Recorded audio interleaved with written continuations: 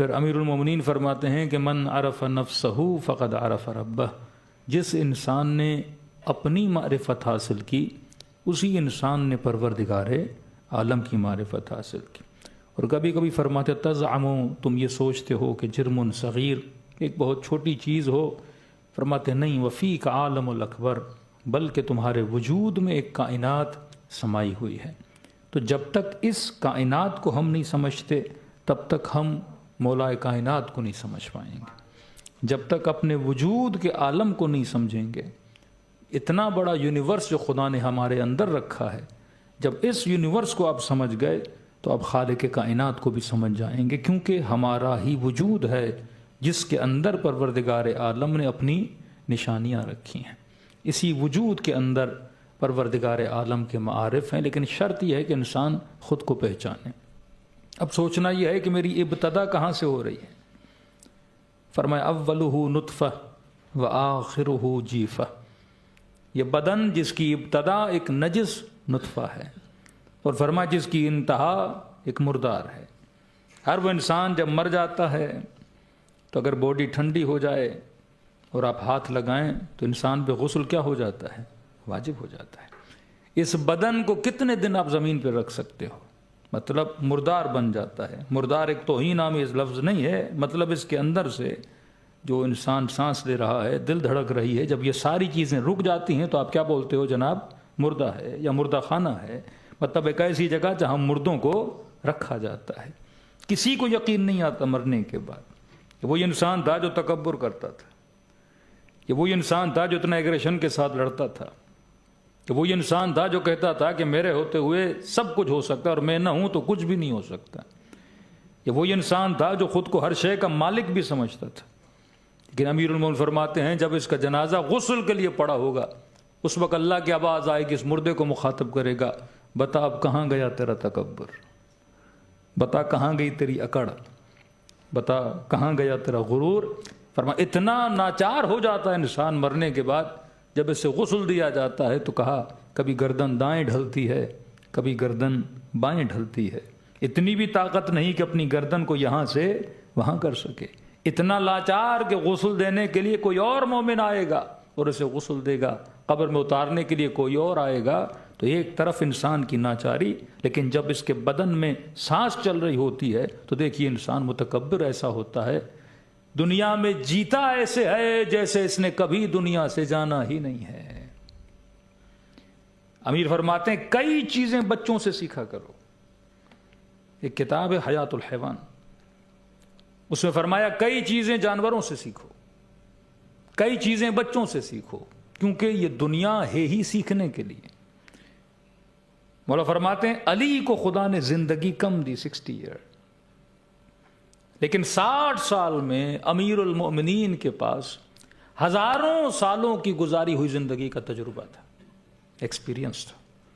کہ مولا وہ کیسے؟ فرمایا علی نے گزری ہوئی امتوں کو پڑھا، آدم کا زمانہ، نوح کا زمانہ، شیس کا زمانہ، لوط کا زمانہ، ابراہیم کا زمانہ، یوسف کا زمانہ۔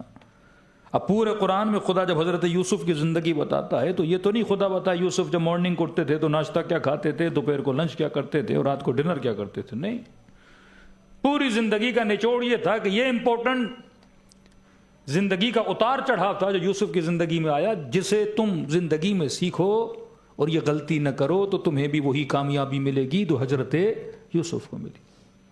اسی طرح خدا حضرت ابراہیم کا بچپنا، جوانی، بڑھاپا سارا نہیں بتاتا، اس گزری ہوئی زندگی کا نچوڑ جسے آپ جوس بولتے ہو وہ خدا آپ کو دیتا ہے کہ یہ ابراہیم کی زندگی، یہ موسیٰ کی زندگی، یہ عیسیٰ کی زندگی۔ اسی طرح کہ ہر مومن کو امام حسین کی پوری زندگی نہیں پتا، ہمیں نچوڑ پتا ہے، نچوڑ ہے کربلا۔ جب بھی ممبر پہ آتے ہیں امام حسین کربلا میں نظر آتے ہیں، امام حسن جنگ جو صلح امام حسن ہے وہ چند سال آپ کو، امیر المومنین 28 سال مولا گھر میں بیٹھے، کس مومن کو پتا ہے مولا کیا کرتے تھے ان 28 سالوں میں؟ ہمیں صرف امیر المومنین کی حکومت کے سال، جنگوں کے سال، فقیروں کے ساتھ 3-4 انسیڈنٹس جو آپ کو پتا ہے، اس کے علاوہ ہمیں اہل بیت کی زندگی کا نہیں پتا۔ تو آپ کسی بھی انسان کی پوری زندگی کو اسٹڈی نہیں کرتے، اس گزری ہوئی زندگی کے نچوڑ کو آپ پڑھتے ہو تاکہ جو غلطیاں کسی نے کی وہ غلطیاں میں نہ کروں۔ جن اچھی عادتوں کی وجہ سے خدا نے اس کو اتنا بڑا رتبہ اور مقام عطا کیا، وہ اچھی عادت اگر میرے پاس بھی ہوں، سیم انعامات اللہ پروردگار عالم مجھے بھی عطا کرے گا۔ قارون، موسیٰ دونوں کزن ہیں، they are first cousins۔ اور جب خدا نے قارون کو دیا اور دیا اور دیا، جب حضرت موسیٰ نے کہا اللہ کی راہ میں دو، کا سارا کس کا کمایا ہوا ہے؟ میرا کمایا ہوا ہے۔ رسول کے پاس یا رسول اللہ میرے لیے دعا کری، اللہ میرے رزق میں برکت عطا کرے۔ نبی نے دعا کی، اتنی رزق بڑھ گیا کہ زمینوں کا مالک، بکریوں کا مالک، اور کہا اب زکوٰۃ دو، کا محنت میں نے کی، زحمت میں نے کی، اب میں کیوں دوں؟ تو نبی نے فرمایا وہ جو میں نے قرضے کے طور پہ اتنے پیسے دیے تھے وہ میرے واپس کرو، باقی تم جانو، تمہارا کام جانو۔ پیسے واپس کیے، ساری تجارت سے برکت کیا ہو گئی؟ ختم ہو گئی۔ اب جب آپ قارون کا واقعہ سنتے ہو، بھائی فرسٹ کزن ہے نا جناب حضرت موسیٰ کا، تو تاریخ بتاتی ہے کہ جو رشتہ داریوں میں جو یہ کزن کا رشتہ ہوتا ہے، ایسے رشتوں میں جیلسی زیادہ پائی جاتی ہے، کمپٹیشن زیادہ پایا جاتا ہے۔ قارون جیلس تھے حضرت موسیٰ سے کہ مال بھی ہے، دولت بھی ہے، لیکن خدا نے عزت کسے دی ہے؟ موسیٰ کو عزت دی ہے۔ زبیر کون ہے؟ کزن ہے امیر المومنین کا، جنگ جمل میں بھی ان کے ساتھ کیا ہو گیا؟ کھڑا ہو گیا۔ تو یہاں ہمیں احتیاط کرنی چاہیے، جو ہمارے نزدیکی رشتے ہوتے ہیں، وہ کزن چاہے ماموں کی طرف ہو، پھپھو کی طرف ہو، چچا کی طرف ہو، یقیناً اس کے اندر ایسے رشتوں میں جیلسی پیدا ہو سکتی ہے۔ تو انسان خود کو کیا کرے؟ جیلسی سے بچائے۔ خدا نہ خواستہ ایسا نہ ہو کہ میں بھی اپنے کزن کے لیے کہیں قارون نہ بن جاؤں، میں بھی کہیں اپنے کزن کے لیے زبیر نہ بن جاؤں۔ جس طرح حدیث میں ہے کہ مولویوں میں کیا ہوتی ہے؟ حسد ہوتا ہے، ایک بائی نیچر ایک چیز پائی جاتی ہے۔ خواتین میں کیا ہوتا ہے؟ جیلسی زیادہ ہوتی ہے۔ غیبت کا عنصر خواتین میں زیادہ ہوتا ہے، مطلب مسجد میں بھی آئیں گی، پوچھیں گی فلاں نے کیا کیا تھا، فلاں نے کیا نہیں کیا تھا۔ ہمارے نانا مرحوم کہتے تھے اگر ایک کمرے میں دو خواتین ہوں اور دونوں آپس میں بات نہ کریں، یہ کائنات کا سب سے بڑا معجزہ ہے۔ کئی فیکٹر ہوتے ہیں جو آپ کی صفات کے اندر ہوتے ہیں، ملموس ہوتے ہیں۔ اب مجھے پتا ہے میری یہ نیچر ہے، ایک عورت ہے، اسے پتا ہے کہ خدا نے عورت بنایا، تو یقیناً اس کے اندر ایموشنز کا جو پہلو ہے بہت زیادہ مضبوط ہے۔ تو اب میں نے کوشش کرنی ہے کوئی میرے ایموشنز میں لا کے مجھے کسی کا دشمن نہ بنائے۔ فطرتاً کسی کی برائی سننا اچھا لگتا ہے، اب اس فطرت کو میں نے کیا کرنا ہے؟ اپنی بدلنا ہے۔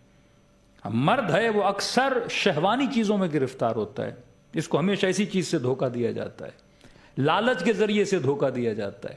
مولانا فرماتے جب تجھے اپنی کمزوریوں کا پتہ چل گیا تو کوشش کرو شیطان کے اس جھانسے میں کبھی نہ پھنسو۔ جب خدا شروع سے بتاتا، اور فرماتے خدا نے علی کو زندگی 60 سال دی، لیکن ایسے لگا کہ علی ہزاروں سال زندگی جی رہا ہے۔ کہ مولا وہ کیسے؟ فرما میں نے انبیاء کی زندگی کو پڑھا اور ایسے لگا کہ علی موسیٰ کے ساتھ بھی تھا، علی عیسیٰ کے ساتھ بھی تھا، علی ابراہیم کے ساتھ بھی تھا۔ تو جب آپ تاریخ پڑھو تو تاریخ لیعقلون ہے، لیفقہون ہے، تاکہ میں تاریخ پڑھوں اور جو غلطیاں تاریخ میں ہوئیں ان غلطیوں کو میں نہ دہراؤں۔ اسی طرح فرمایا کئی چیزیں حیوانوں سے سیکھو، کئی چیزیں بچوں سے سیکھو۔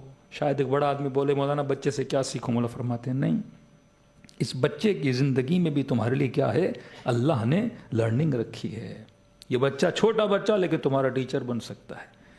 ہاں فرمایا مرغے سے کوئی چیزیں سیکھو، کبوتر سے کئی چیزیں سیکھو، کوے سے کئی چیزیں سیکھو، ہر جانور سے، شہد کی مکھی، کچرے پہ بیٹھنے والی مکھی۔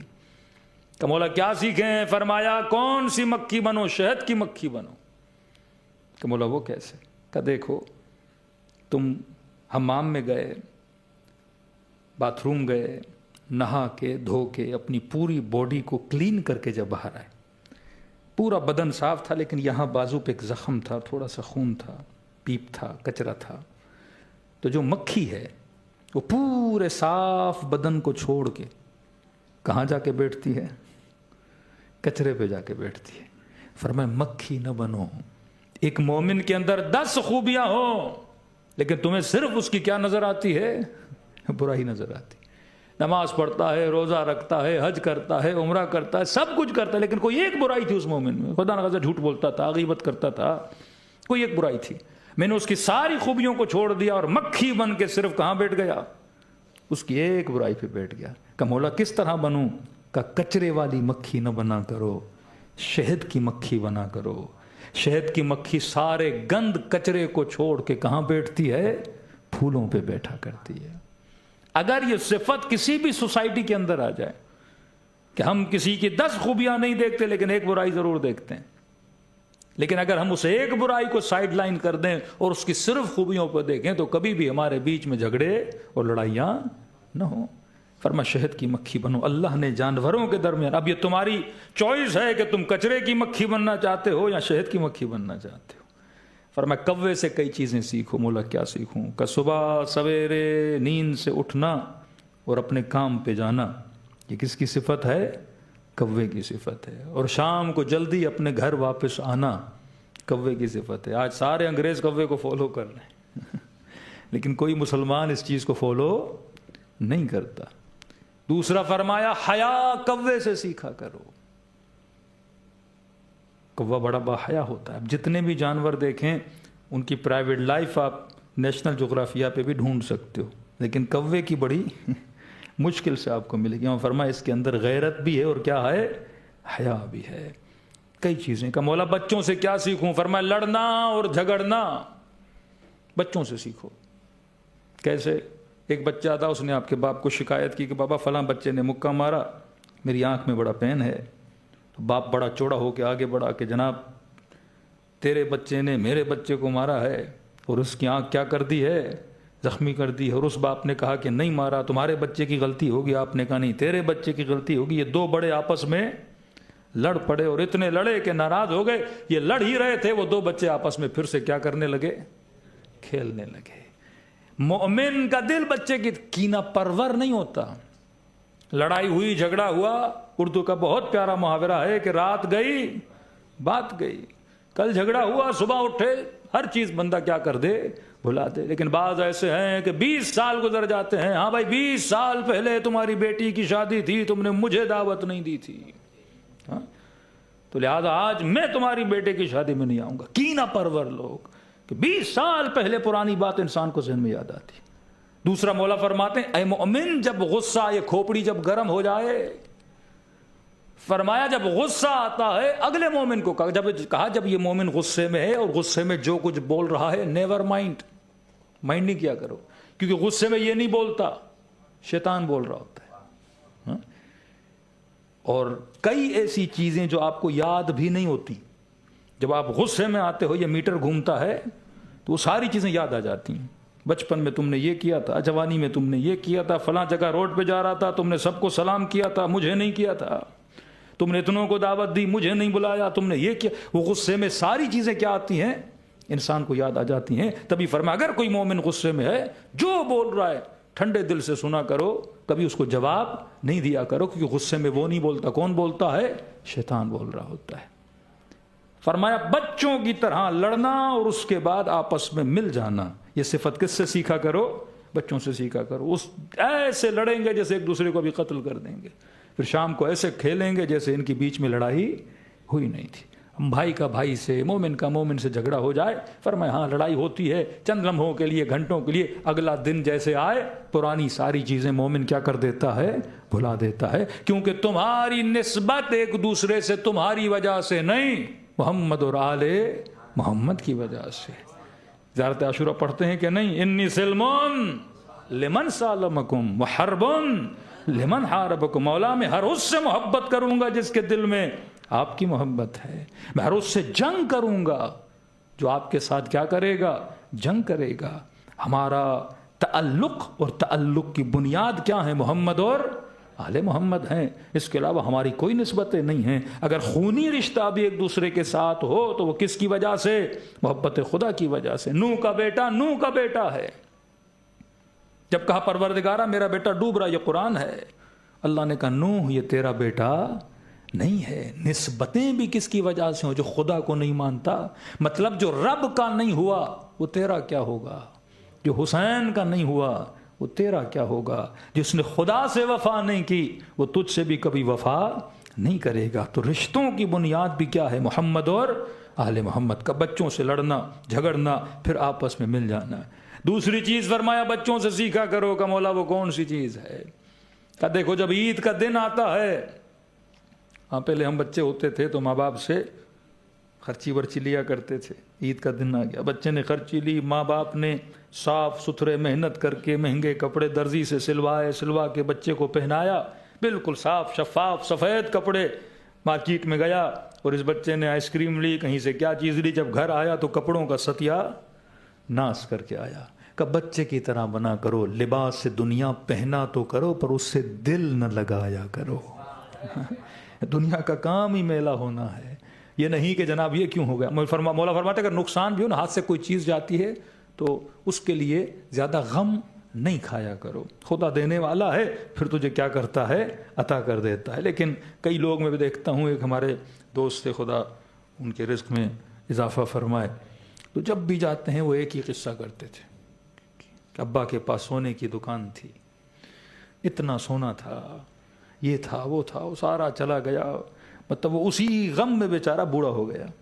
ایک آپ کی کمیونٹی کے تھے، کوئی افریقن کانگو میرے خیال میں اس میں تھے، تو ان کو بڑا سونے کا کاروبار تھا، جب بھی بیٹھو یہی کہتے ہیں ابا کے پاس اتنا سونا تھا مولانا، اور اچانک آرمی نے اوورٹیک کیا تو ہمیں جانا پڑا، وہ سارا سونا ہمارا وہاں رہ گیا، تو ابھی تک اسی سونے کی فکر میں بندہ جی رہا ہے۔ میں نے کہا اتنا دوسرا سونا بنانے کے لیے سوچتے تو اللہ وہ سونا بنا دیتا۔ تو جو چیز ہاتھوں سے جائے کہ ان بچوں کی طرح بنا کرو، کپڑے بڑے زبردست پہنے لیکن جاتے ہیں دنیا کے کام میں مشغول ہوتے ہیں، یہ لباس ہے، پھر اتار کے انسان کیا کر لیتا ہے، نیا لباس پہن لیتا ہے۔ تیسری چیز فرمایا بچوں سے سیکھا کرو۔ مولا کیا سیکھیں؟ مثلاً کا بچے ہیں، سمندر پہ آپ لے گئے، یہاں بیچ بہت ہیں، دریا کے کنارے لے گئے آپ، مثلاً دوپہر کے 11 بجے 12 بجے گئے اور شام کو مثلاً 5-6 بجے واپس گھر کی طرف گئے، 5-6 گھنٹے 7 گھنٹے بچہ سمندر پہ رہا اور اس ریت میں کیا بنانے لگا؟ گھر بنانے لگا۔ محنت کی اس نے، ایک چھوٹا سا گھر بنایا، دیواریں بنائیں، کھڑکیاں بنائیں، بڑی محنت کر کے گھر بنایا۔ اب آپ نے کہا بیٹا شام ہو گئی گھر جانا ہے، اس بچے نے فوراً اسی گھر کو لات ماری اور واپس روانہ ہو گیا۔ کہا اس بچے کی طرح بنا کرو، جب دنیا میں رہو تو اتنی محنت اور زحمت کے ساتھ اپنی عمارتیں اپنے گھروں کو کھڑا کیا کرو، لیکن جب ملک الموت کہے رب کی طرف جانا ہے تو ہر شے کو لات مار کے خدا کی ملاقات کی طرف روانہ ہو جایا کرو۔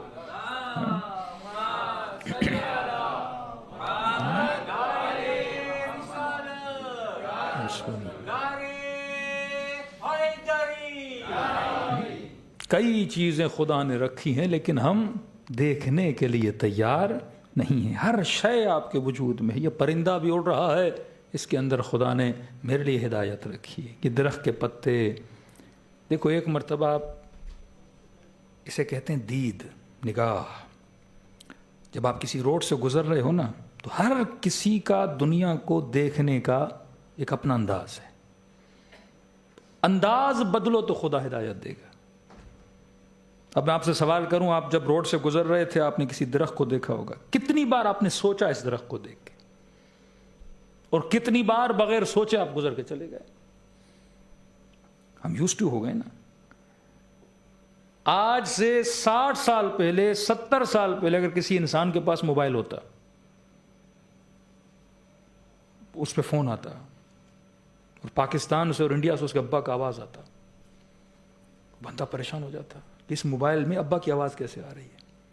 وہ شاید سب سے بڑا ولی بن جاتا، صاحب کرامت بن جاتا کہ آپ کے ابا انڈیا میں ہیں، آواز ہم یہاں لا کے دکھائیں گے۔ کہتے مولانا صاحب بہت پہنچی ہوئی شخصیت ہیں، ہاں، لیکن آج کتنا نارمل ہے۔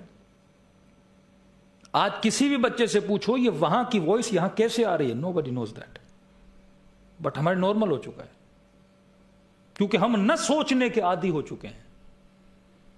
آج کوئی کوشچن بھی نہیں کرتا کہ کوئی امریکہ میں بیٹھا ہے، کوئی یو ایس میں، کوئی آسٹریلیا میں، کوئی کہاں، کوئی پاکستان میں، انڈیا میں، وہاں بول رہا آواز یہاں آ رہی ہے، کیسے؟ پہلے حدیثیں سنتے تھے کہ امام زمانہ آواز دیں گے کہ انا المہدی، کائنات میں جو جہاں ہے وہاں تک آواز جائے گی، تو ہمیں لگتا تھا معجزہ ہے امام زمانہ کا، مولا آواز دیں گے اور دنیا میں ہر بندہ کیا کرے گا، سنے گا۔ تو میں نے کہا بھی معجزے کی ضرورت نہیں ہے، مولا اعلان کریں گے ہر ٹی وی پہ، اعلان ہو جائے گا، ہر نیوز پہ آ جائے گا کہ کوئی شخص ہے جو مکے میں آیا ہے اور اس نے کہا انل مہدی، ہر کسی تک آواز چلی جائے گی۔ مطلب نیڈ آف معجزہ ہے ہی نہیں۔ جب یہ کام ٹیلی فون سے ہو سکتا ہے تو معجزے کی ضرورت کیا ہے؟ یہ تو بالکل نارملی یہ کام ہو سکتا ہے۔ لیکن اتنا نارمل ہو گیا، ہر بندہ فون اٹھاتا ہے، بات کرتا ہے، لیکن ہم میں سے کوئی سوچتا نہیں ہے، جبکہ یہ ایک اعتبار سے سائنس کا بہت بڑا میریکل ہے کہ اس حد تک ٹیکنالوجی بڑھ جائے کہ وہاں کی آواز یہاں تک آئے، اور جس نے یہ میریکل کیا اس کو کتنا کریڈٹ جانا چاہیے کہ آپ نے تو اتنا بڑا کام کر دیا کہ ود ان سیکنڈز یہاں کی آواز وہاں جاتی ہے۔ بٹ جب آپ سوچو گے نہیں تو آپ اس کو کریڈٹ بھی نہیں دو گے نا، بولے کون سی بڑی بات ہے بھائی، ہر جگہ آواز جا رہی ہے، آپ نے کون سا بڑا کمال کر دیا۔ اسی طرح جب ہم روڈ سے گزرتے ہیں، درخت کو دیکھتے ہیں، کبھی ہم سوچتے نہیں کہ یہ دانا تھا، یہ شاخ کیسے بنا، اتنا بڑا درخت کیسے بنا، ایک مٹی سے کوئی میٹھا پھل نکل رہا ہے، کوئی کھٹا پھل نکل رہا ہے۔ تو گھنٹوں گھنٹوں صرف درخت کے لیے بھی سوچو گے تو خدا تجھے کیا دے گا؟ ہدایت دے گا۔ یہ درخت بھی تجھے خدا تک پہنچا سکتا ہے، یہ درخت بھی تجھے خالق تک پہنچا سکتا ہے۔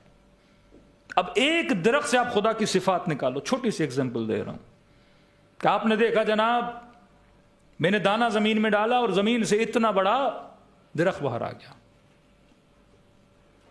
Is it possible? جب درخت نکل رہا ہے تو درخت کا کوئی شیپ ہے، کوئی ڈیزائن ہے، کوئی پتے ہیں، کوئی کلر ہے۔ تو سوال یہ ہے کوئی چھوٹا سا بچہ جس کے پاس نالج نہیں وہ خوبصورت پینٹ بنا سکتا ہے؟ نو۔ بنانے کے لیے مجھے پینسل، مجھے کلر، مجھے کاغذ، مجھے ڈیزائنر کی ضرورت ہے کہ نہیں؟ تو پہلا یہ نکلا جس نے بھی اس درخت کو بنایا ہوگا وہ بہت بڑا ڈیزائنر ہوگا، جس نے اتنا خوبصورت پھول اور اتنا خوبصورت کیا بنایا ہے؟ درخت بنایا۔ مطلب اس درخت کا خالق کون ہے؟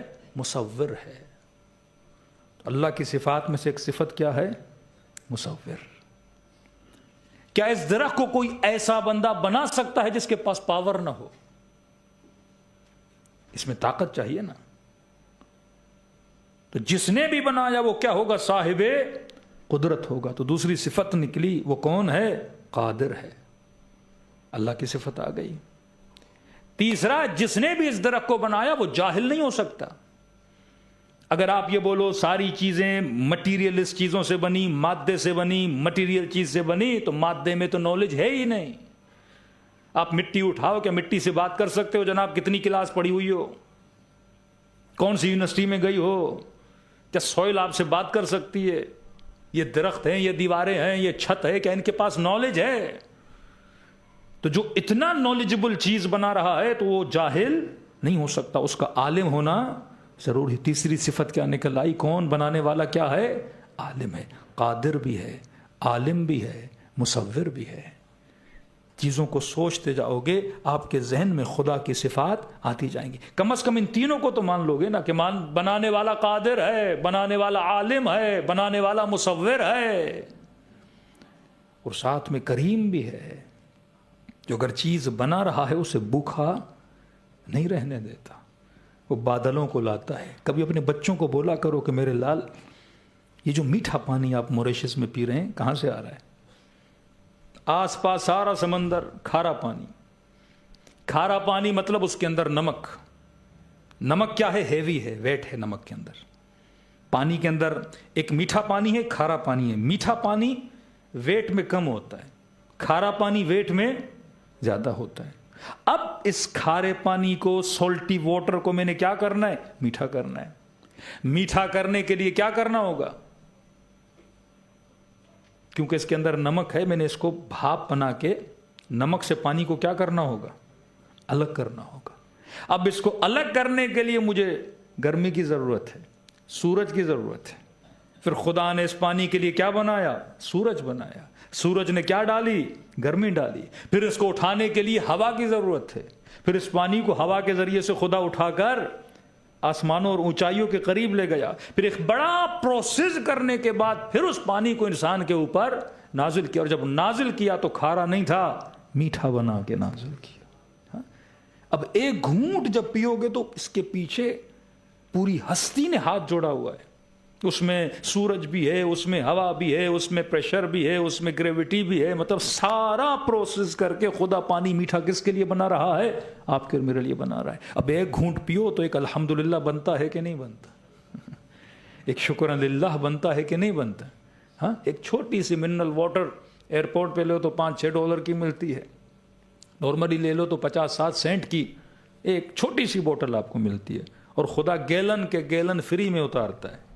اور بندہ پھر بھی کہے کہ میں 17 رکعت نماز اس خدا کے لیے نہیں پڑھوں گا، میں سبحان اللہ اس خدا کے لیے نہیں کہوں گا، میں جل جلالہ نہیں کہوں گا جس نے اتنی بڑی کائنات میں میرے لیے بندوبست کیا. اب وہ میٹھا پانی درختوں کو بھی مل رہا ہے، وہ میٹھا پانی انسانوں کو بھی مل رہا ہے. یہ میٹھا پانی لوگ کہتے ہیں قبلہ ضائع ہوگا، بھئی کوئی پانی ضائع نہیں ہوتا، وہ زمین میں جاتا ہے، زمین کی سطوحات ہیں، وہاں پانی کیا ہوتا رہتا ہے؟ جمع ہوتا رہتا ہے، پھر وہی پانی آپ کی زمینوں کو فائدہ دیتا ہے. ایک چھوٹا سا ٹماٹر، ہاں جا کے دیکھیے، اے آئی کا زمانہ ہے، سرچ کریے کہ ایک ٹماٹر پہ کتنا پانی خرچ ہوتا ہے، ایک تربوز پہ کتنا پانی لگتا ہے.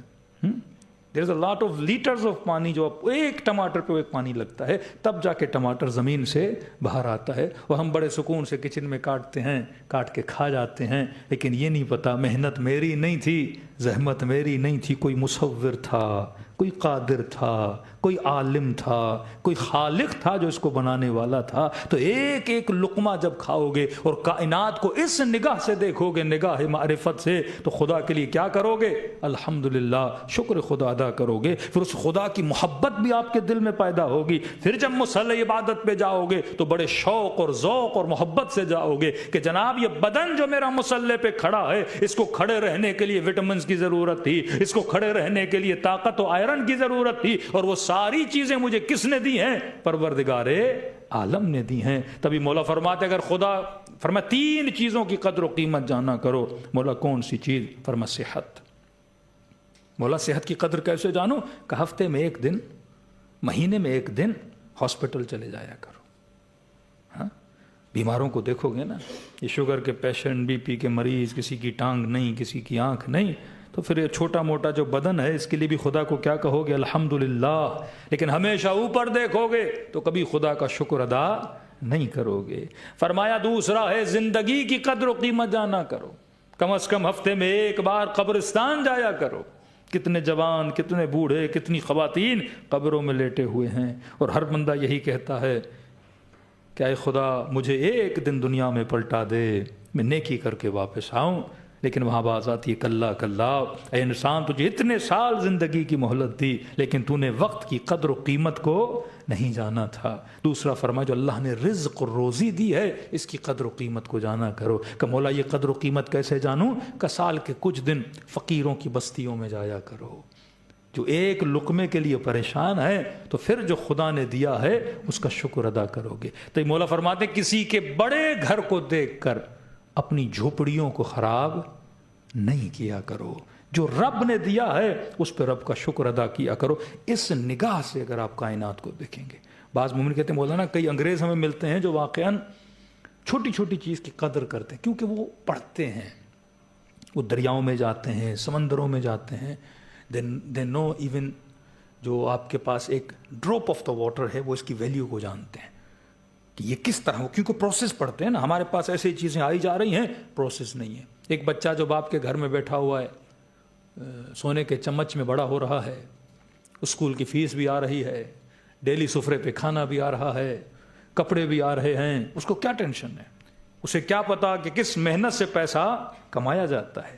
یا جن کو بڑی آسانی سے مال و دولت مل جاتا ہے ان کو اس چیز کی قدر و قیمت نہیں ہوتی. جن کو صحت ہے لیکن ان کو نہیں پتا. ایران کے ایک بڑے آیت اللہ تھے، ان کے بلیڈر میں مسئلہ ہوا، پیشاب کا مسئلہ ہو گیا، تو کہتے مولانا میں تقریباً کوئی 15-20 دن ہاسپٹل رہا، صرف یہ کہ میرا یورین پاس نہیں ہو رہا تھا.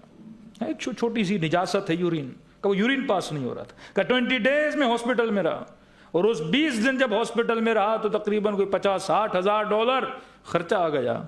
مہنگا ہاسپٹل تھا، بڑے مسائل ہوئے. کہ جب میں ٹھیک ہو کے گھر آیا تب جب بھی ٹوائلٹ جاتا تھا، یورین پاس ہوتا تھا تو اللہ کا کیا کرتا تھا؟ شکریہ ادا کرتا. کھانے پہ نہیں کہ یہ چیزیں جو باڈی سے نکل رہی ہیں اس پہ بھی بندہ کیا کرے؟ خدا کا شکریہ ادا کرے. کئی ایسی چیزیں نعمتیں ہمارے پاس ہوتی ہمیں پتہ نہیں ہوتا.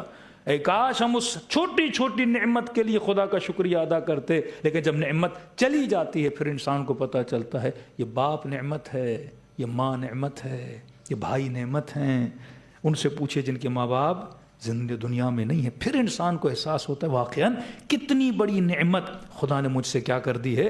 دور کر دی ہے. یہ تبھی انسان اس مقام پہ پہنچتا ہے جب ہر شے کو نگاہ معرفت کے ساتھ دیکھے، غور و فکر کرے گا تو انسان کو ہدایت ملے گی. صلوات پڑھے محمد وآل محمد.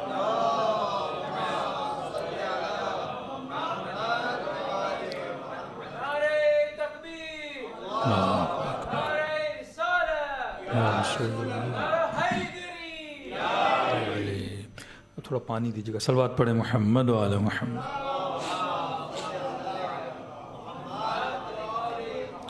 وعجل فرجہم. اب ایک کوشچن، ایک سوال ہے جس کی تفصیل میں کل جاؤں گا کہ ہمارا یہ دعویٰ ہے کہ بہترین دین کون سا دین ہے؟ اسلام. اور بقول ہمارے اس میں بہترین فرقہ کون سا ہے؟ شیعیان علی ابن ابی طالب. تو اگر بہترین دین اسلام ہے تو ہمیں دنیا کے لیے کیا ہونا چاہیے؟ رول ماڈل ہونا چاہیے. تو کیا ہیں ہم رول ماڈل دنیا کے لیے؟ یو ایس ہم کو فالو کرتا ہے، کینیڈا ہم کو فالو کرتا ہے، آسٹریلیا ہم کو فالو کرتا ہے، یو کے ہم کو فالو کرتا ہے، یا ہمارے بچے ان کو فالو کر رہے ہیں، ہماری نسلیں ان کو فالو کر رہی ہیں. تو ہاں بولنا بڑا آسان ہے کہ دین اسلام بہترین دین ہے. بھئی بہترین تب ہو جب لوگ اسے کیا کریں؟ فالو کریں. مسلمان کے گھر کی دیوار پہ تو لکھا ہوتا ہے صفائی نصف ایمان ہے، اسی کے نیچے کچرا پڑا ہوتا ہے. اب یہاں بنے دو مسلمان، ایک بنا ذکری مسلمان، ایک بنا فکری مسلمان. ہماری پوری قوم کس پہ لگی ہوئی ہے؟ ذکر پہ لگی ہوئی ہے. اللہ اللہ اللہ، خانقاہیں بھری ہوئی ہیں، ہو لگے ہوئے ہیں. لیکن فکر زیرو. کربلا میں کسے ہدایت ملی؟ فکر والے کو یا ذکر والے کو؟ ذکر بھی اچھی چیز ہے لیکن خالی ذکر کسی کام کا نہیں ہے. آپ یہ نہ کہیں کہ مولانا کہنے بھائی ذکر ہی نہ کرو، زیارت ہی نہیں پڑھو، قرآن نہیں پڑھو، لیکن جو پڑھ رہے ہو اس پہ فکر بھی تو کرو. آیت اللہ قرآتی فرماتے ہیں کہاں یا علی کہنا اور کہاں علی کے ساتھ رہنا. یا علی کہنا کیا ہے؟ آسان ہے. علی کے ساتھ رہنا کیا ہے؟ مشکل ہے. ایک تو خدا نے انسان کو بنایا، ہم نے کہا کتاب ہدایت دی. اب سوال ہے جب خدا نے کتاب ہدایت دی تو پھر کتاب ہدایت میں ہمیں شریعت دی. شریعت کا مطلب خدا نے ہمیں زندگی کے طور و طریقے سکھائے کہ میں نے زندگی گزارنی کیسے. اب سوال یہ ہے کہ میں زندگی گزاروں کیسے، تو کیا خدا اس کے لیے مجھے کوئی سسٹم نہیں دے گا؟ کیا انسان وداؤٹ سسٹم رہ سکتا ہے؟ مسلمان پر انگلینڈ میں رہ رہا ہے، سسٹم کون چلا رہا ہے؟ The government. بیوی نے طلاق لی، اکارڈنگ دا سسٹم شوہر کا آدھا کس کے پاس چلا گیا؟ بیوی کے پاس. آسٹریلیا کی خواتین نے پوچھا کہ مولانا طلاق ہو گئی ہے اور گورنمنٹ نے آدھا میاں کا ہمیں دے دیا ہے. میں نے کہا یہ سوالیہ ہے. اگر شوہر راضی نہیں تو اس آدھا حلال ہوا یا حرام ہوا؟ کہ نہیں مولانا میں نے کیس کر کے زبردستی گھر بھی ہتھیا لیا ہے اس سے، اور اسی گھر میں آپ سے مجلس پڑھوانی ہے. یہ clash between two systems, system of Islam اور جو ہمارا آج کا سسٹم ہے. بچی اسکول جا رہی ہے کس سسٹم کے تحت؟ بیٹا اسکول جا رہا ہے کس سسٹم کے تحت؟ مولانا مجلس کر رہے ہیں، درس ہو رہا ہے، بڑی محنت کر رہے ہیں، لیکن بچے نہیں سدھر رہے. گناہ بہت بڑھ چکا ہے، سوسائٹی بگڑ چکی ہے. کیسے سوسائٹی بنے گی؟ کیونکہ ہم پراپر سسٹم آف اہل بیت کو فالو نہیں کرتے.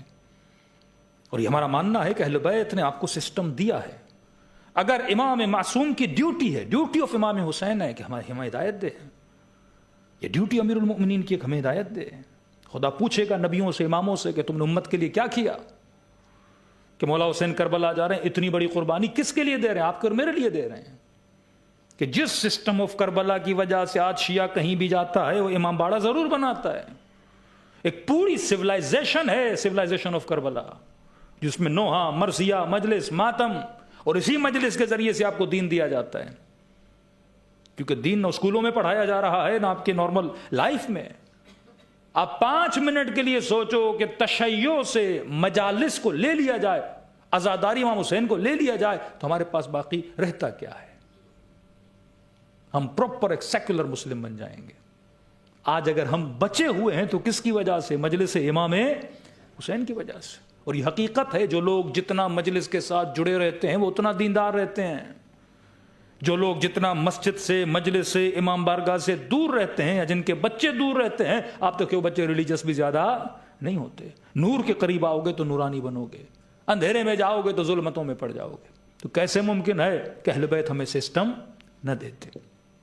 اب ظاہر امام اگر ہیں تو امام کو حکومت چاہیے، اور بالفرض اگر امام کو حکومت نہ ملی دین، آپ موریشس میں اسلامی حکومت نہیں دین، میں یو ایس میں ہوں وہاں کوئی اسلامی حکومت نہیں دین،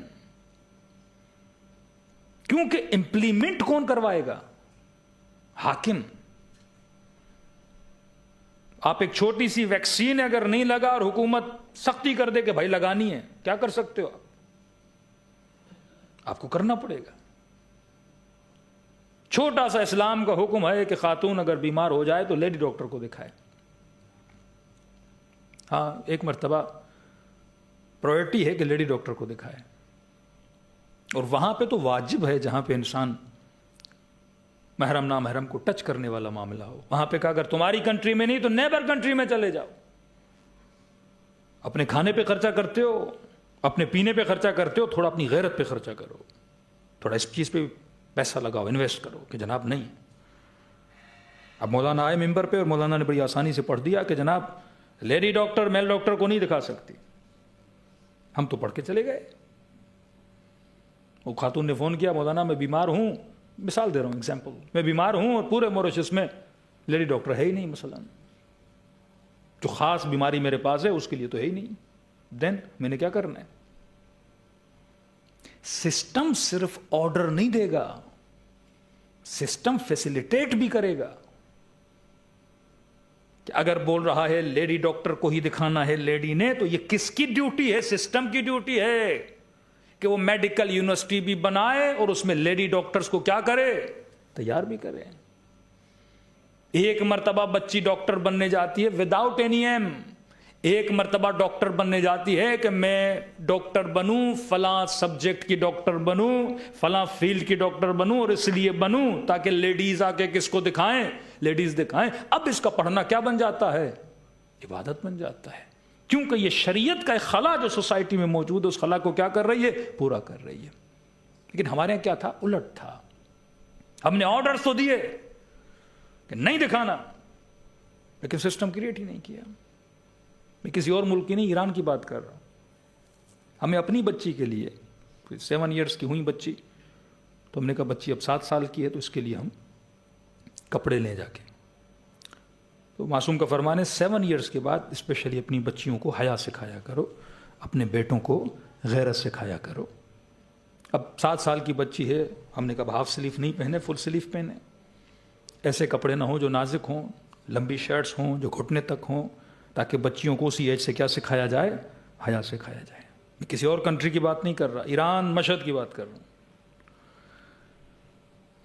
بازار رضا کے پیچھے کپڑے کی بہت بڑی مارکیٹ ہے، تقریباً 3-4 مال اس کے پیچھے بنے ہوئے ہیں.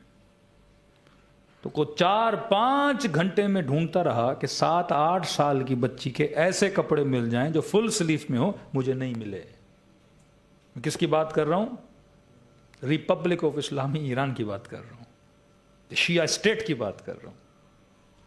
نہیں ملے کپڑے. کیونکہ وہاں جتنے کپڑے تھے وہ کہاں سے آتے تھے؟ ایران میں 80 to 90% کپڑے ترکی سے امپورٹ ہوتے ہیں. ترکی کس کے کلچر کو فالو کرتا ہے؟ ویسٹرن کلچر کو فالو کرتا ہے. یہ چیزیں ایک دوسرے کے ساتھ کیا ہوتی ہیں؟ لنک اپ ہوتی ہیں. 5-6 گھنٹے ڈھونڈنے کے بعد کپڑے نہیں ملے. ہم نے کہا بھائی پاکستان سے ہی آرڈر دے دیں گے, بنے بنائے کپڑے فل سلیف میں آ جائیں. نہیں ملے. اب سوال ہے, اس ملک میں اگر کوئی مولوی ممبر پہ آ کے یہ بولے اپنی بچیوں کو حیا سکھاؤ, صحیح کپڑے پہناؤ, اور ایک بندہ با حیا بننا چاہے اور مارکیٹ میں چیز ہی اویلیبل نہیں ہے, تو حیا کہاں سے آئے گا؟ ممبر سے صرف دین کا اعلان کرنا اور ہے, کیونکہ مولوی کا کام نہیں جا کے فیشن انڈسٹری میں کوئی فیکٹری لگائے, مولوی کا کام نہیں کہ جا کے میڈیکل یونیورسٹی لگائے. یہاں پہ کوئی سسٹم ہونا چاہیے. سسٹم کا مطلب یہ ہے کہاں کہاں شریعت کے خلا موجود ہیں. ڈیلی بیٹھ کے مسجد میں یہ کہنا العجل العجل العجل, ملائیے ملائیے. بھائی کیا کہ کرے امام زمانہ؟ یونیورسٹی تو تم نے بنانی ہے, کام امام زمانہ آپ ہی سے لیں گے. لیکن ہم نے ساری ڈیوٹیز امام زمانہ پہ چھوڑ دی. مولا آپ آؤ گے تو پھر سارا کام ہوگا. بھائی کیسے ہوگا؟ جب نسلیں پاک نہیں ہوں گی, جب نسلوں میں غیرت نہیں ہوگی, جب نسلوں میں حیا نہیں ہوگا. تو یہی فوجی چاہیے امام زمانہ کو.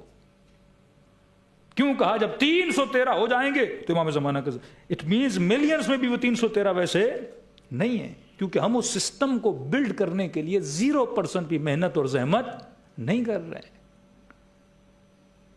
حیا حیا کہنا آسان ہے, لیکن اس حیا کے لیے میں نے کتنی محنت کی ہے کہ ہم ممبر سے پڑھنے کے جناب حلال گوشت کھانا ہے, لیکن یہاں ایک کسائی خانہ حلال کا نہ کھولا جائے. ہر دکان پہ پورک تو ملے پر مرغی اور گوشت نہ ملے. تو نسلیں حلال کی طرف, اچھی چیزوں کی طرف تبھی جاتی ہیں جب آپ ان کے لیے چیزیں کیا کرتے ہو؟ پرووائڈ کرتے ہو. لیکن ہماری پوری امت ذکر پہ لگی ہوئی ہے. 60,000 مسلمان فلسطین میں مارے گئے. پوری دنیا میں کہتے ہیں 300-350 ملین شیعہ ہیں, 1 سے 1.5 ارب کے قریب مسلمان ہیں.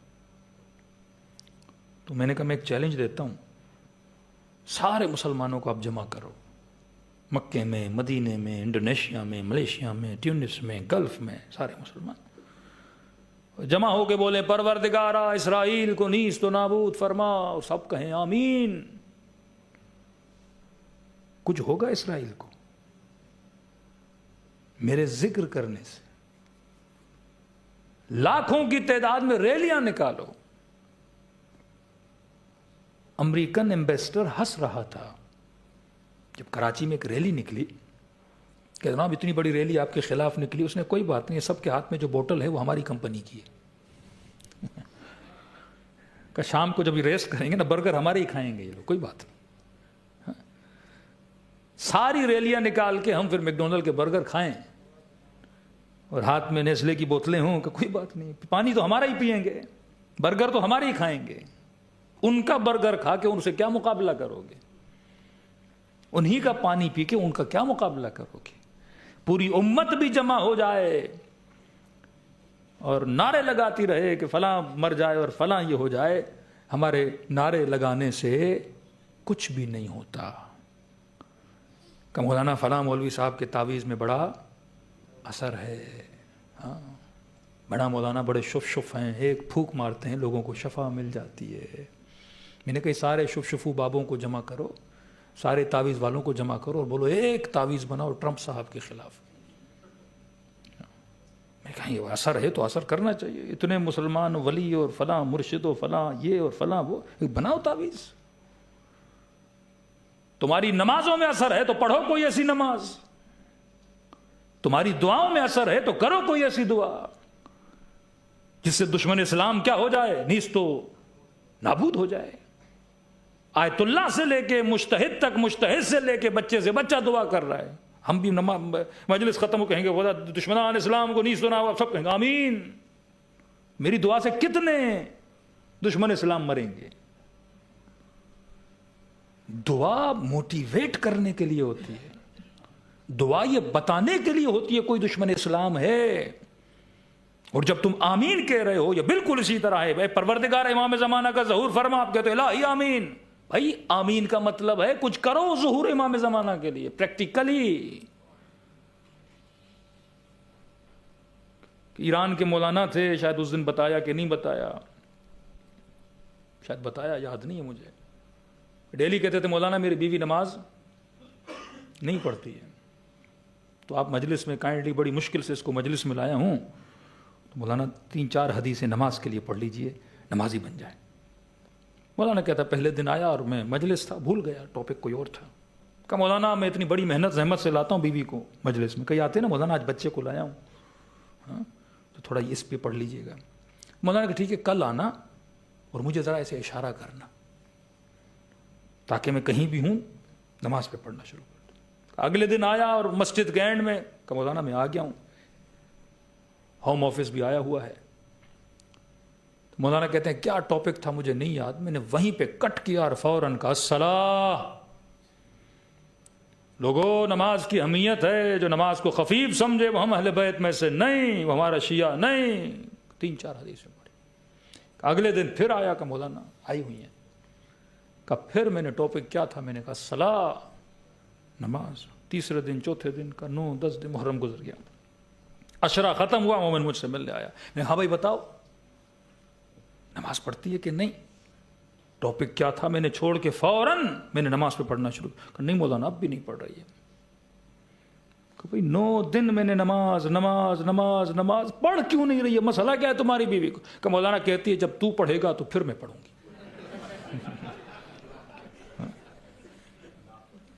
کہ بندے بدبخت تو نماز نہیں پڑھتا. وہ کہہ رہا بیوی کو نماز سکھا، خود نہیں پڑھتے ہو. کہ نہیں میں تو نہیں پڑھتا مولانا.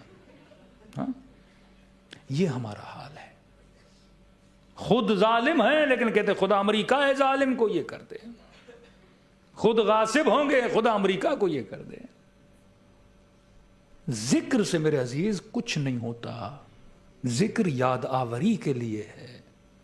کہ امام رضا فرماتے کوئی بندہ توبہ کرے لیکن اس نیت سے توبہ کرے کل جا کے پھر گناہ کروں گا، کہ یہ توبہ نہیں، مذاق اڑا رہا ہے پروردگار عالم کا.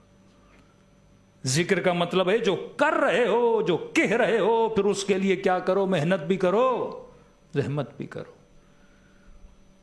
تو یہ پاسبل نہیں کہ اہل بیت ہمیں وداؤٹ سسٹم چھوڑ کے چلے جائیں اور مسلمانوں کو کہیں بس خانقاہوں میں بیٹھ کے کیا کرو، دعائیں کرو. 60-70 ہزار بچے مسلمانوں کے مر جائیں، آپ بیٹھ کے دعا کرتے رہو. پریکٹیکلی تم نے کیا کیا؟ کون سا سسٹم تم نے بنایا؟ مولانا بیٹی حجاب نہیں کرتی، تم نے سسٹم کون سا بنایا کہ حجاب کرے؟ بیٹا نماز نہیں پڑھتا، تم نے کس سسٹم کو فالو نہیں کیا کہ بیٹا نماز نہیں پڑھتا؟ مولانا آج بیمار ہیں، بھئی بیمار کیوں ہو؟ تم نے کس سسٹم کو فالو کیا؟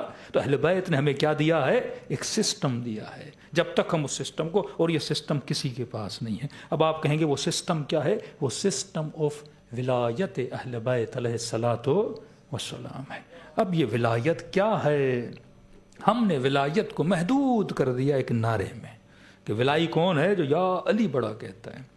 آج کل تو ہمارے بعض لوگوں نے لمبے لمبے نعرے، جب تک سانس چل رہی ہے تو نعرے. بھئی اس سے کیا ملے گا؟ جنت ملے گی، ثواب ملے گا. حدیث رسول ذکر علی عبادت، علی کا ذکر کیا ہے؟ عبادت ہے. لیکن یہ کب کہا آپ اتنے لمبے لمبے کرو؟ ذکر علی کا مطلب ہے یاد امیر المؤمنین. 24 گھنٹہ علی کو یاد رکھو تاکہ شجاعت امیر المؤمنین یاد رہے، غیرت علوی تمہارے وجود میں یاد رہے، ظلم کے سامنے کھڑا ہونا تجھے کیا رہے؟ یاد رہے. یہ نہیں کہ ہم صرف ذکری مسلمان بنیں اور فکر امیر المؤمنین کو ذکر سے کیا کر دیں؟ خارج کر دیں. کیسے ممکن ہے کوئی علی کا نام لے صاحب غیرت نہ ہو؟ کیسے ممکن ہے کوئی حسین کا نام لے صاحب صبر نہ ہو؟ کیسے ممکن ہے کوئی حسن ابن علی کا نام لے صاحب سخاوت نہ ہو؟ کیسے ممکن ہے کوئی سیدہ فاطمہ زہرا کی ماننے والی ہو صاحب حیا اور عفت نہ ہو؟ تو پورا ایک آئیڈیالوجی ہے. ہم صرف نام علی کو نہیں مانتے، آئیڈیالوجی آف امیر المؤمنین کے فالوورز ہیں، آئیڈیالوجی آف جناب سیدہ کے فالوورز ہیں. اب وہ آئیڈیالوجی کیا ہے؟ وہ ولایت امیر المؤمنین ہے. ولایت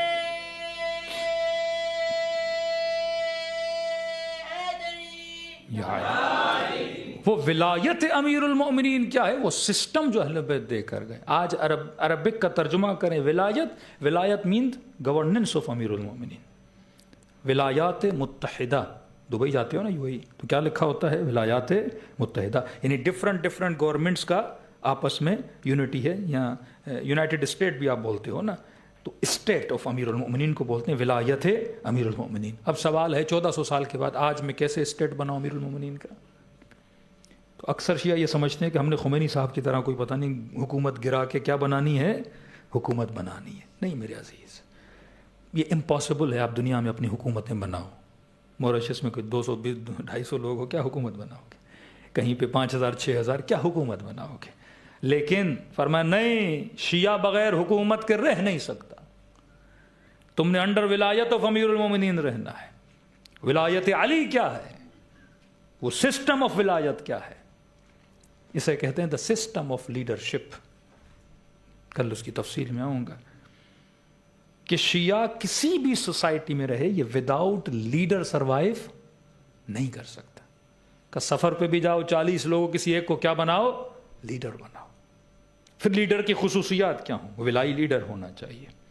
صائنا لنفسہ ہو، اپنے نفس پہ قابو پانے والا ہو.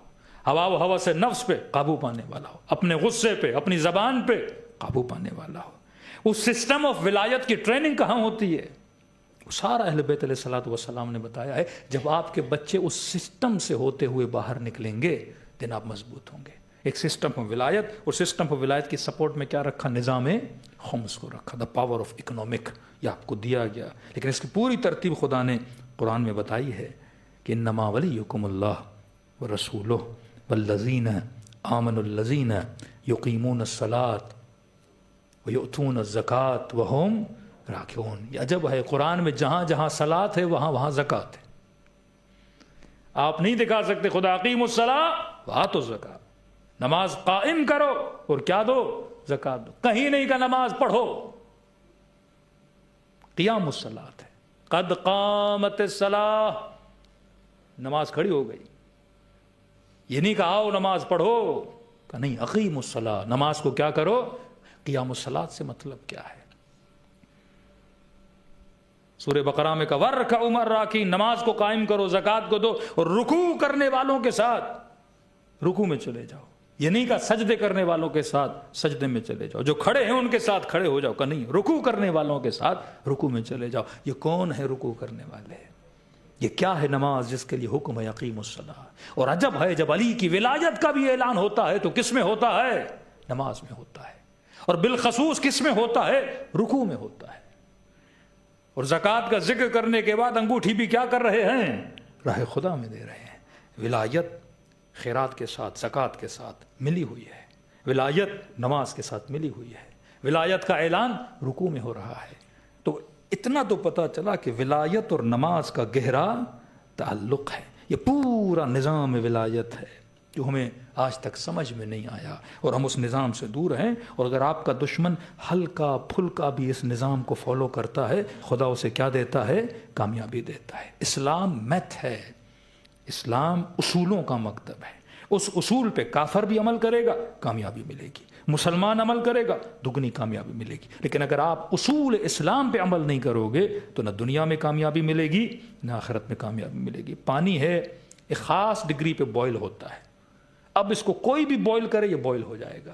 اسی طرح آپ کے لیے ہے، زہر کھاؤ گے بدن کو نقصان ہوگا، اچھی چیز کھاؤ گے بدن کو فائدہ ہوگا. تو خدا نے اصول بتائے ہیں، اگر ان اصولوں پہ ہم عمل کریں، جنت کا راستہ بھی وہی اصول ہیں، جہنم کے راستہ بھی وہی اصول ہیں. لیکن شرط یہ ان اصولوں پہ انسان کیا کرے؟ عمل کرے اور نظام ولایت کے نیچے زندگی گزارے. اب نظام ولایت کیا ہے؟ انشاءاللہ اس کی تفصیل میں ہم کل آئیں گے، جس کا ذکر پروپر پروردگار عالم نے قرآن میں کیا ہوا ہے. صلوات پڑھیں محمد والے.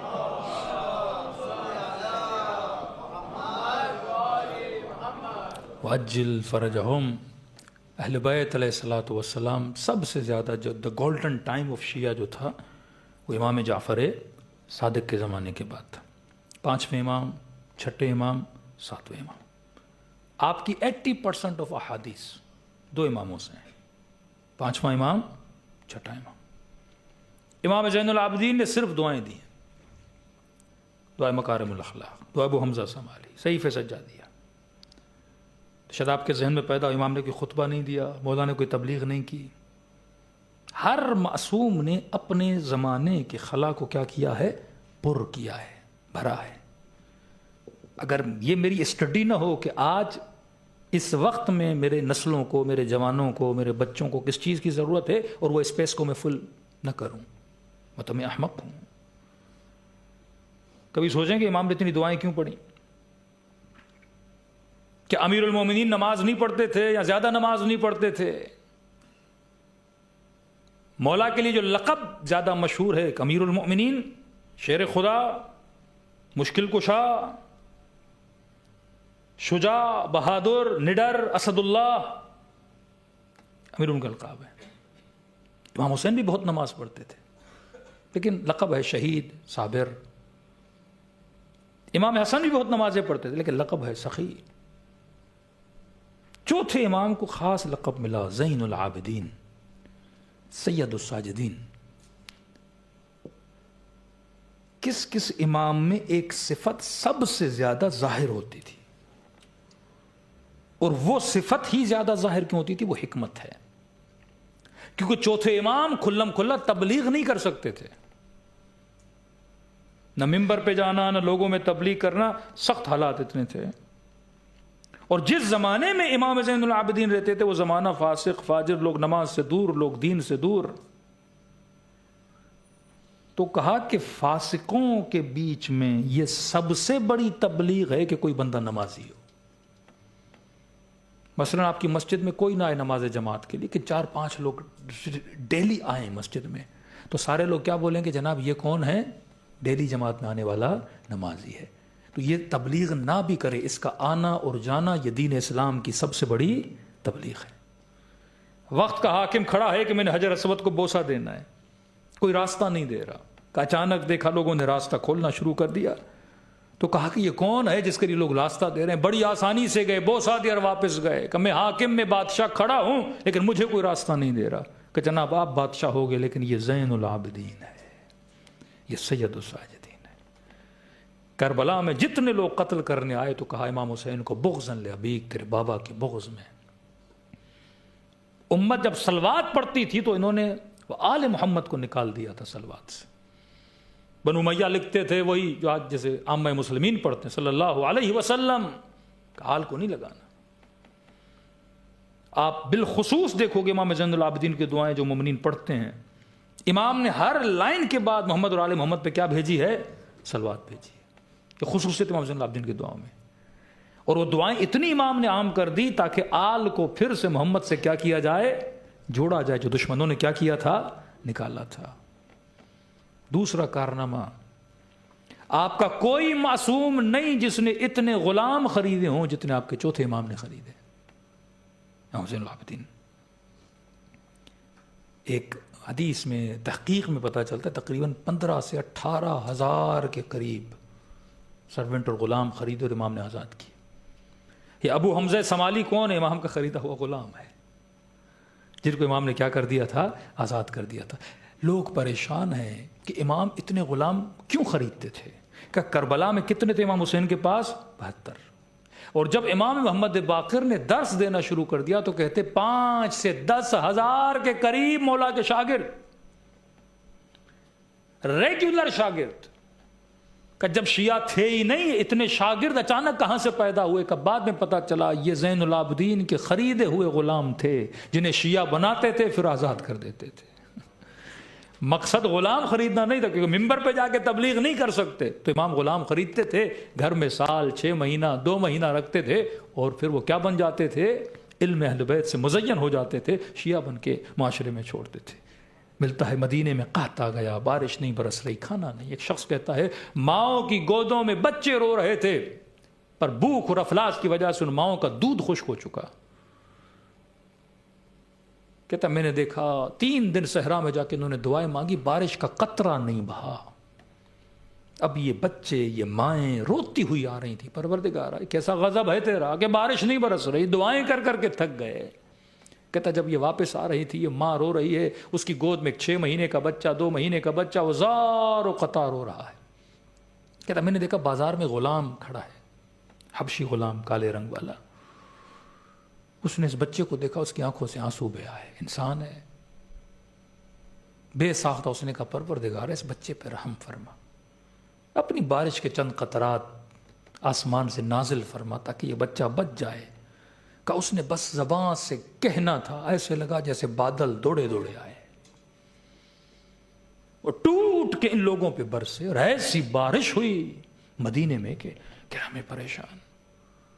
اکابر گئے، دعائیں مانگی پر خدا نے قبول نہیں کی۔ یہ کون ولی خدا ہے جس نے کہا اور خدا نے بادلوں سے بارش برسا دی؟ کہتا میں نے اس غلام کا پیچھا کیا، پیچھا کرتے کرتے مدینے کی گلیوں میں چلتے چلتے گھر پہ دستک دی، دروازہ کھلا اور اندر چلا گیا۔ میں نے دروازے پہ دستک دی، کنیز باہر آئی۔ میں نے کہا کس کا گھر ہے؟ کہ زین العابدین کا گھر ہے، سید الساجدین کا گھر ہے۔ میں نے کہا مل سکتا ہوں آپ کے مولا سے؟ کہاں؟ امام نے اذن دیا، یہ گھر کے اندر گیا، بیٹھا بیرونی امام میں۔ امام نے کہا جی بولیے کیوں آئے؟ کہ میں نے آپ کے گھر میں ایک حبشی غلام کو داخل ہوتے ہوئے دیکھا ہے، جتنی قیمت بولیں گے میں خریدنے کے لیے تیار ہوں، یہ غلام مجھے دے۔ امام نے کہا کیوں؟ کہ آپ کو نہیں پتا بڑا مستجاب دعویٰ ہے۔ امام حسین العابدین کو کہے کہ آپ کو نہیں پتا، ہاں یہ مدینے کے لوگوں کی حالت تھی، ہیرے تھے پر ہیرا شناس نہیں تھے، کہ آپ کو نہیں پتا بڑا مستجاب دعویٰ ہے۔ ان کا اچھا کون غلام؟ امام نے آواز دی غلاموں کو، کافی غلام تھے امام کے گھر میں، لائن سے کھڑے ہو گئے۔ امام نے کون سا غلام؟ اس نے کہا یہ والا۔ امام نے کہا کیا کیا اس نے؟ کہ لوگ پیاس بھوک افلاس و عطش سے مر رہے تھے، اس نے زبان سے بس کا پروردگارا بارش برسا دے، اور خدا نے بارش برسانا شروع کر دی۔ غلام آگے آیا، امام نے مسکرا کر دیکھا کہ غلام کب سے یہ کرامتیں دکھلانے لگے؟ تو تھوڑا مشہور ہو گیا مدینے میں، تیری دعا میں اتنا اثر کہ تو نے 2 جملے کہے کہ مولا دل دکھا تھا، زبان سے جملے نکالے، اللہ کی مرضی کس کی دعا قبول کرے نہ کرے۔ کہ نہیں علی ابن الحسین مجھے غلام چاہیے۔ امام نے غلام کو دیکھا اور کہا اے غلام، زین العابدین نے تجھے آزاد کیا، اب تیری مرضی، جہاں جائے جس کے پاس جائے۔ اس نے کہا میں خریدنے آیا تھا، میں بیچتا نہیں ہوں، میں غلاموں کو آزاد کرتا ہوں۔ کہ جیسے امام نے کہا غلام میں نے تجھے آزاد کیا، کہ اس غلام کی آنکھوں سے آنسو جاری ہوئے، پھر نگاہ آسمانوں کی طرف بلند کی کہ پروردگارا زندگی تب تک اچھی تھی جب زین العابدین کے پاس تھا، اب مجھے اپنی طرف بلا دے۔ کا یہ کہنا تھا، غلام کی روح بدن سے خارج ہوئی۔ امام نے کہا انا للہ و انا الیہ راجعون۔ اس طرح سے معصومین تربیت کرتے تھے۔ آپ بولو مولانا ہمارے معاشرے میں گناہ ہے، بھائی معصوم کے معاشرے میں بھی تو تھا۔ آج کبھی بولو بش ہے، کبھی بولو ٹرمپ، یہ لوگ آئیں گے جائیں گے، بدل جائیں گے، نیتنیاہو ہوئے کل کوئی اور آئے گا۔ ان کے زمانے میں بھی کوئی حجاج تھا، ان کے زمانے میں کوئی یزید تھا، ان کے زمانے میں کوئی عادی و منصور تھا۔ کس طرح معصومین نے تربیت کی اور تشیع نے سروائیو کیا کہ آج 1400 سال کے بعد یہاں امام بارگاہ میں بیٹھے اور حسین کا نام لے رہے ہو۔ تو یقیناً یہاں پہ کوئی سسٹم تھا، جس سسٹم کو ہم جانتے نہیں ہیں، اگر پراپر اس سسٹم کو فالو کیا جائے تو ہم اپنی نسلوں کو، اپنے دین کو، اپنی افکار کو، اپنی تھیولوجی کو ہم بچا سکتے ہیں، لیکن سسٹم کو فالو کریں۔ خالی ذکر کرنے سے انسان کو ہدایت نہیں ملتی۔ ذکر انسان کو خدا سے ملاتا ہے، لیکن جس کا ذکر کر رہے ہو اس کی معرفت بھی تو ہونی چاہیے نا۔ میں ایک اہل سنت کے بوڑھے سے ملا، مرحوم ہو گیا، حکیم تھا، بہت اچھا حکیم تھا، شربت بناتا تھا شکارپور سے آگے لاڑکانہ کی طرف، اہل سنت۔ تو میں نے کہا آپ کی دواؤں میں اتنا اثر ہے؟ تو کہہ رہا تھا مولانا میں جب بھی کوئی ایسا کام کرتا ہوں جو مجھے نہیں کرنا چاہیے تو مجھے پیچھے سے اشارہ آتا ہے، اللہ کے جو 2 فرشتے ہیں وہ مجھے نظر آتے ہیں۔ میں نے کہا آپ کو یہ سب کچھ کہاں سے ملا؟ رو کر کہنے لگا کربلا۔ بوڑھا تھا، کہتا میں نے زندگی میں علی اکبر کے مصائب سنے نہیں، بس نام علی اکبر لیتا تھا۔ وہ بوڑھا اتنا روتا تھا کہ اس کو آنسوؤں کو کنٹرول کرنا مشکل ہو جاتا تھا۔ اہل سنت، لیکن معرفت امام حسین اتنی زیادہ تھی۔ یہ معرفت اگر ہمیں آ جائے کہ ہم کس کا ذکر کر رہے ہیں، کس کے ماننے والے ہیں، کس نے ہمیں اس دنیا میں بھیجا ہے، پھر پلٹ کے کس کی طرف جائیں گے، تب انسان اپنی زندگی اور لمحے لمحے ایک رسپانسبل انسان ہو کے زندگی گزارے گا۔ دلوں کو کربلا لے جائیں۔ شب جمعہ بھی ہے، شب دعا، شب مغفرت، شب زیارت امام حسین بھی ہے، مخصوص ہے شب جمعہ۔ بلخص فرمایا کہ آج کی رات خدا کو امام حسین کا واسطہ دیا کرو۔ فرمایا اس رات میں وادی برہوت سے ہزاروں کی تعداد میں گنہگاروں کو آزاد کیا جاتا ہے ہر شب جمعہ، کیونکہ یہ رات ہی مغفرت کی رات ہے اور شب مخصوص زیارت امام حسین ہے، تو اس کا مطلب یقیناً امام زمانہ بھی کہاں ہوں گے آج کی رات؟ کربلا میں موجود ہوں گے۔ جب ایک مومن کے لیے زیارت امام حسین مستحب ہے تو امام زمانہ تو کبھی ترک مستحب نہیں کرتے ہوں گے۔ تو دلوں کو کربلا لے جائیں، ایسے سلام کریں جیسے محمد و آل محمد کو کیا جاتا ہے۔ السلام علی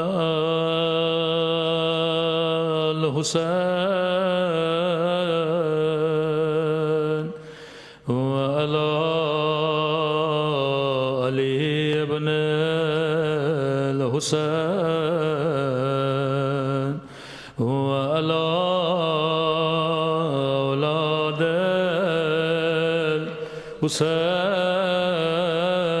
الحسین وعلی اصحاب، سب مل کے السلام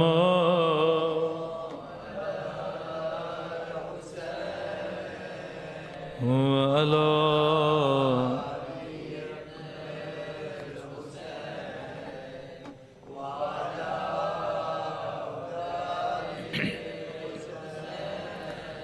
وعلی اصحاب الحسین، السلام علی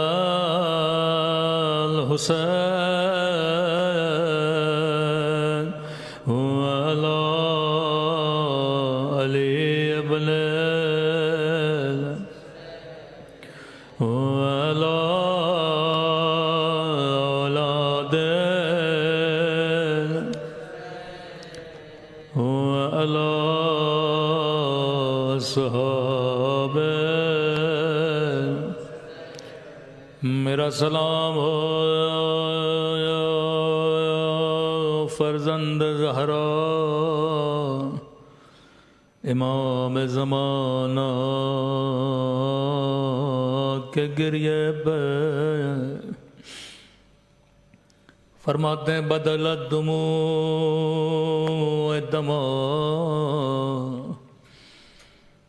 اے مومن تو کربلا پہ آنسو روتا ہے، فرمائے مومن تو سن کے برداشت نہیں کر پاتا، لیکن میں نے اپنی آنکھوں سے دیکھا کس طرح میرے حسین کے سینے پہ سوار تھا۔ مومن تو نے سنایا کہ بچیوں کو تماچے مارے گئے، لیکن یہ منظر خدا مجھے آنکھوں سے دکھاتا ہے۔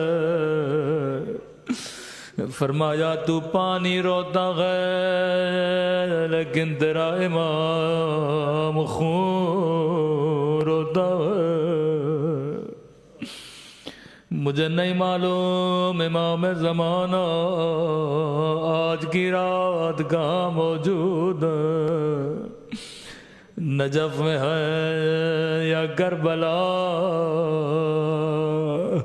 روضہ حسین پہ ہے یا نہر فرات،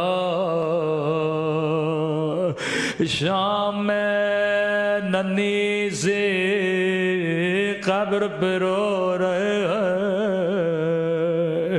یا مدینے میں ٹوٹی ہوئی قبر زہرا پہ رو رہے ہیں۔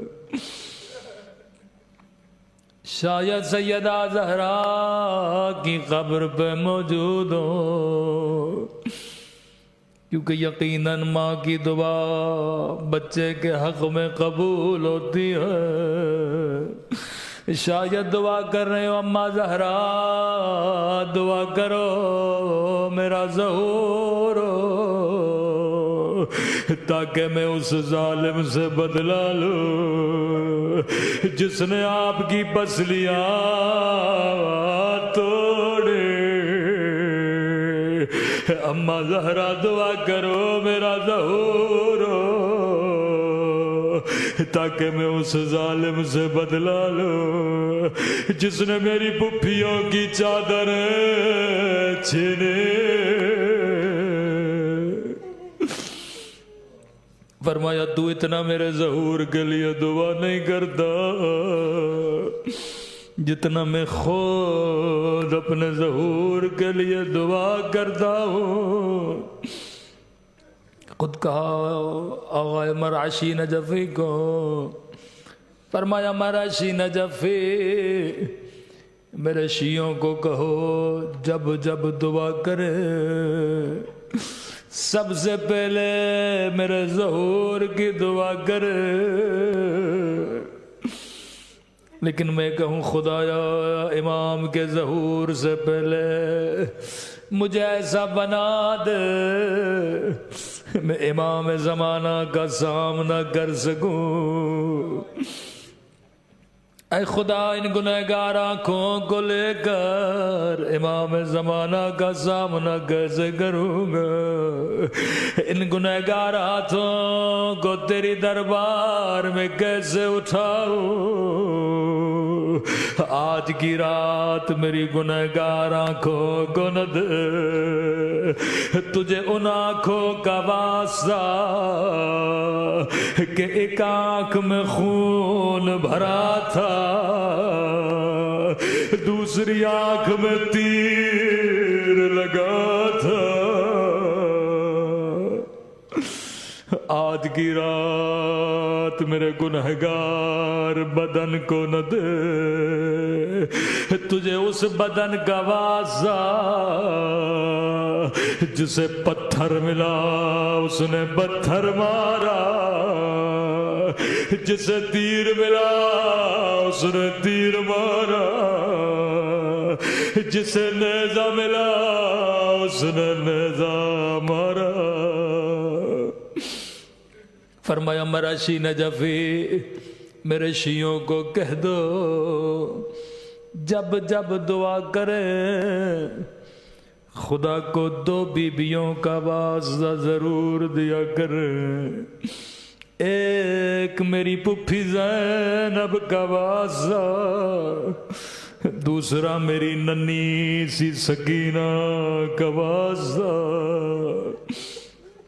اب سارے مومن و عزادار ہیں، کتنی خواہش ہوگی کہ امام زمانہ کا ظہور ہو، ہم مولا کو اپنے گھروں میں دعوت دیں، بڑے سے بڑے سفرے، بڑے سے بڑا اہتمام امام زمانہ کے لیے کریں۔ ملتا ایک بچی تھی جو یتیم تھی، امام حسین نے اسے پالا جوان کیا، اس کی شادی کرا دی، ہر سال مدینے آتی تھی، امام حسین سے ملتی تھی، کربلا جانے سے پہلے مدینے آئی، کہنے لگی مولا میں اپنے شوہر کو بتاتی ہوں میرا حسین بڑا کریم ہے، مجھے ایسے پالا جیسے اپنے بچوں کو پالتے ہیں۔ مولا جب جب مدینے آتی ہوں کہتا اپنے مولا کو کہنا کب میرے گھر آئے گا، میں تیرے مولا کی دعوت کروں گا، میں تیرے مولا کی خدمت کروں گا۔ امام حسین کو سن کے بڑا پیار آیا، فرمایا شیریں ہم آئیں گے لیکن تو پہچان نہ سکو گے، یہ مومنہ اپنی جگہ سے کھڑی ہو گئی، کہنے لگی مولا کیسی باتیں کر رہے ہیں، میں آپ کو نہ پہچانوں، مولا ان آنکھوں کو نکال دوں جو اپنے مولا حسین کو نہ پہچانے۔ امام نے فرمایا شیرین بیٹھ جا، او شیرین تیرا قصور نہیں ہوگا، حالات بدل جائیں گے، لیکن شیرین میری ایک وصیت یاد کرنا۔ جی میرے مولا جان قربان۔ فرمایا شیرین قیدی بڑے مظلوم ہوتے ہیں، جب کبھی قیدی نظر آئے قیدیوں کا خیال کرنا۔ کہتی ہے مولا جب تک زندہ ہوں قیدیوں کی خدمت کروں گی۔ یہ مومنہ واپس اپنے وطن چلے گئے، عزادارو زینب بے وطن ہو کر شیرین کے وطن میں آئے۔ قافلہ بازار سے گزر رہا تھا، شیرین کے شوہر کی نظر سکینہ کے زخمی کانوں پہ پڑ گئے، زخمی رخساروں پہ پڑ گئے، روتا ہوا گھر گیا، کہنے لگا شیرین کہتی تھی اگر کوئی قیدی ملے گھر لے کر آؤ، وہ شیرین میری زندگی گزر گئے، میں نے کبھی 4 سالہ قید نہیں دیکھے۔ مومنہ نے کہا جلدی کرو قیدیوں کو گھر لے کر آؤ، میرے مولا کی وصیت تھی۔ مومن نے دعوت دی، امام نے قبول کی، لٹا ہوا قافلہ شیرین کے گھر میں داخل ہوا، لیکن قیامت کا منظر تھا۔ جسے زینب نے قرآن پڑھایا، جسے زینب نے حجاب سکھایا، اس کے سر پہ تو چادر موجود ہے، لیکن ہائے علی کی بیٹی، ہائے زینب کی قسمت۔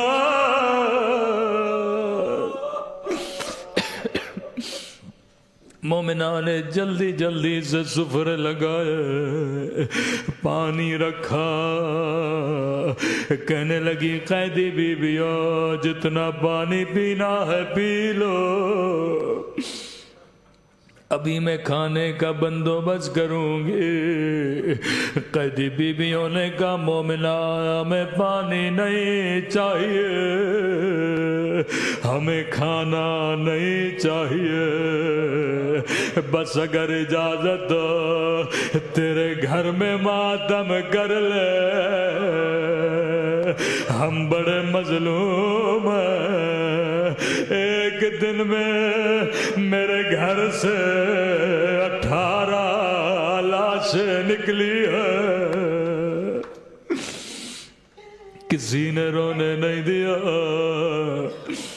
شیرین کا قیدی بیوی جتنا رونا ہے رو لو، میں تجھے نہیں روکوں گے۔ یہاں ایک قیدی بیوی اٹھی، بڑا درد بھرا بیان کیا، رو کر کہنے لگی اے علی اکبر کے پیاسے بابا، اے علی اکبر کے غریب الوطن بابا۔ شیرین اپنی جگہ سے کھڑی ہو گئی، اے قیدی بی بی چپ ہو جا، یہ میرے مولا کے بیٹے کا نام ہے، اللہ میرے بچے اکبر پہ قربان کرے۔ قیدی بیویاں خاموش ہو گئی، کہنے لگی مومنہ تیرا گھر ہے، اگر اجازت نہیں تو نہیں روئیں گے۔ کہنے لگی نہیں قیدی بیویوں دل دکھانا نہیں چاہتی، لیکن یہ نام نہ لو، میرے مولا کے بیٹے کا نام ہے، اگر تیرے مقتول کا کوئی بھائی ہے اس کا نام لے کے بن کرو۔ عزادارو بھائی کا نام آنا تھا، پھر سے کوئی قیدی بھی اٹھے، رو کے کہنے لگی اے عباس کے پیاسے بھیا،